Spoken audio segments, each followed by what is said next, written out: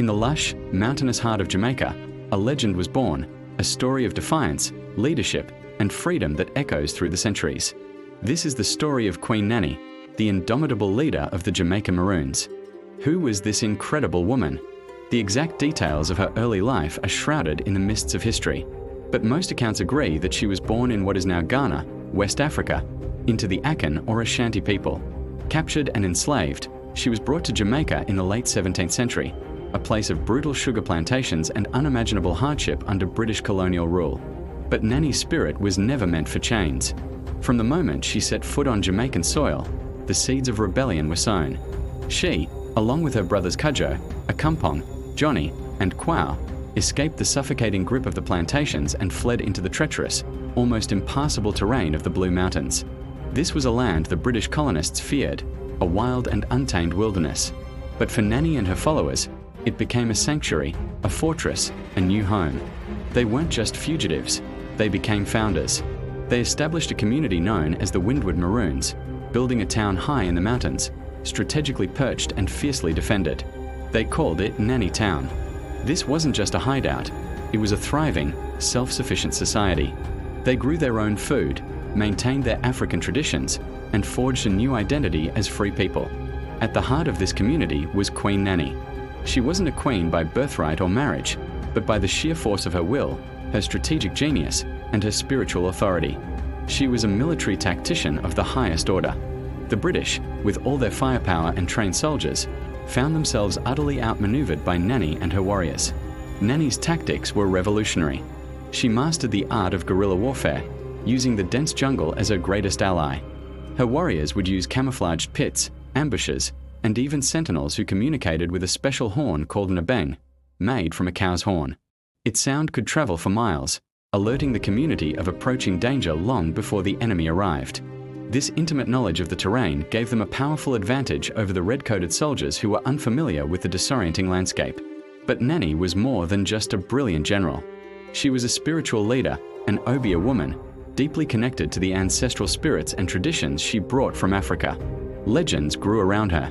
It was said that she could catch bullets with her bare hands, a powerful symbol of her ability to protect her people from harm. This story, whether literal or metaphorical, spoke to the immense faith her people had in her. She was their shield, their guide, their source of hope. Her spiritual leadership unified the Maroons, giving them a cultural and psychological strength that was just as important as their military prowess. For over 30 years, Nanny led the resistance. Nanny Town became a beacon of freedom, a destination for countless others who escaped enslavement. She orchestrated raids on plantations, not just for supplies, but to liberate more of her people, swelling the ranks of the Maroons and striking fear into the hearts of the plantation owners.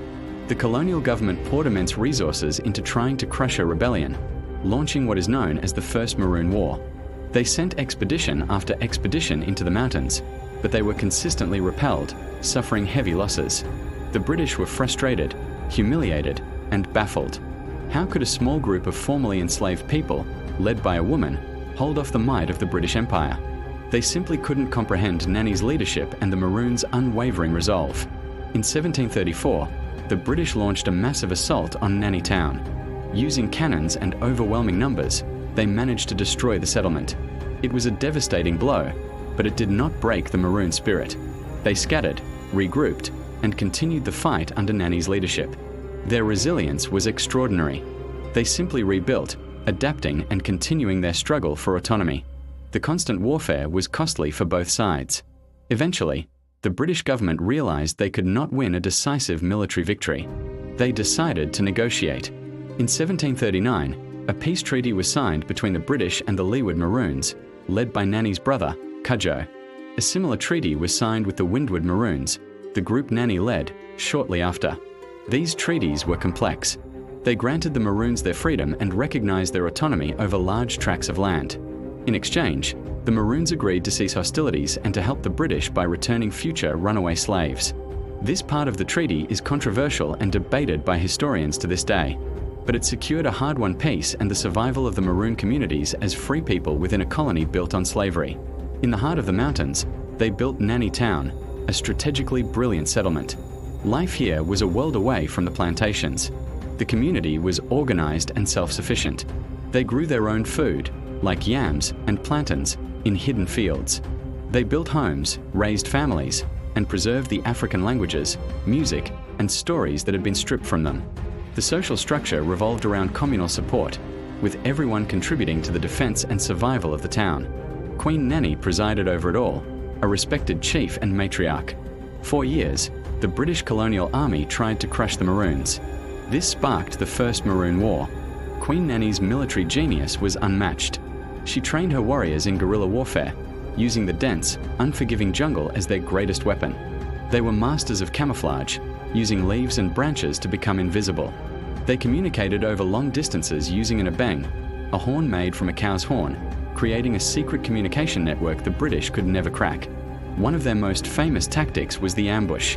Maroon warriors would lie in wait, perfectly still, along narrow mountain passes.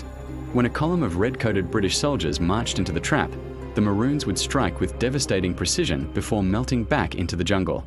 In battles like the one at the Great Negro River, Nanny's forces inflicted heavy casualties on the British, who were unprepared for this style of warfare. Nanny Town itself was a fortress, protected by steep cliffs and guarded by lookouts who could spot an enemy approaching from miles away. The details of Nanny's life after the treaty are unclear, and the exact date of her death is unknown. But her legacy was already cemented. She had achieved the impossible. She had carved out a space for freedom in a world of bondage, protected her people, and preserved their culture against all odds.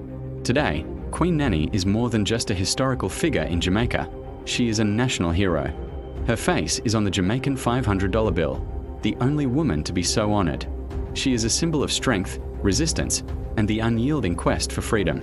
Her story reminds us that leadership comes in many forms and that the most powerful revolutions are often led by those who refuse to accept the world as it is.